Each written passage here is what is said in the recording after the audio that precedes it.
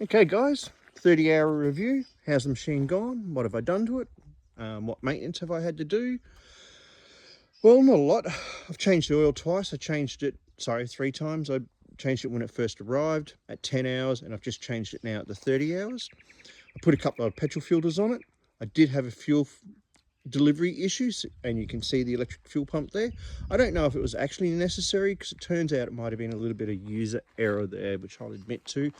I believe I put some diesel fuel injector cleaner in it, and the fuel felt a little gungy afterwards, so cleaned out the tank and replaced the fuel filter, and it's been running great ever since. I did make it a little bit richer, which I think helps the engine run a bit cooler. The tracks are probably a weak point. They don't like going over small little stumps or rocks. You can easily roll them off the roller here. I think a better track would probably make a big difference. And you do need to keep an eye on the tension. About a 10mm gap down here works best, I've found. But yeah, all in all, they're actually pretty stable. The track only came off because I'd let it get loose, and could see it was loose, and I just thought I'd keep going for a while. Made some modifications to the heating system. Here, I switched the fan around to on front. Instead of pushing from the rear, it's now pulling air out. What I found was when it was on the back side here, it was creating back pressure, and air was blowing out here, and it was having quite a hot spot.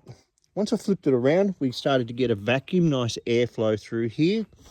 The fuel tank was cooler, the engine was cooler, the whole machine was just cooler. Then once I added the second fan, it runs really well. We don't really get over 70 odd degrees Celsius so far. Another thing that did not annoy me, but it's a shame, the fuel gauge is drunk. It reads up to 30 degrees too high. So I have put an electric one on here to double check it, and of course I broke it as well. So that's really it, guys. 30 hours solid use. What have I done with it so far? I've graded the driveway. I've put a fence in, some more fence posts up there. I've done some logging over there in the trees. I've made some cuttings down around the front. I've tried the log grab, the 4-in-1, the leveling bar, and all the augers. We've also got a stump grinder in there. We've ground a few stumps, and the tiller. Jump on the channel, you can see what I've been using it with. I don't work it excessively hard, but I do work it consistently and quite well. I feel as though it's going to last a good 300, 400, 500 hours with regular maintenance. It seems to be running quite well. I guess we might eat those words. Today we just installed the teeth, and we're just trying out our new leveling bar.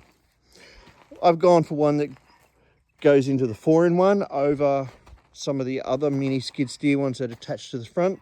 The reason for that is that you can take it with you, and you don't have to change implements. You can just dump it on the side of the job, come back and grab it and use it as you need it. And you can also loosen it a little bit in the jaws, and it will kind of float a little. Going to work on a design for that to make them float. Would I buy another one? Absolutely. Would I import another one? Absolutely. I think next time I would buy a diesel. My biggest complaint actually is this is a thirsty fucker. It does suck about 4 or 5 litres an hour, maybe 6 on full throttle. And I've been finding I run it at about, I don't know, 3/4, 80% throttle. I did add an extra 20 kilos weight here.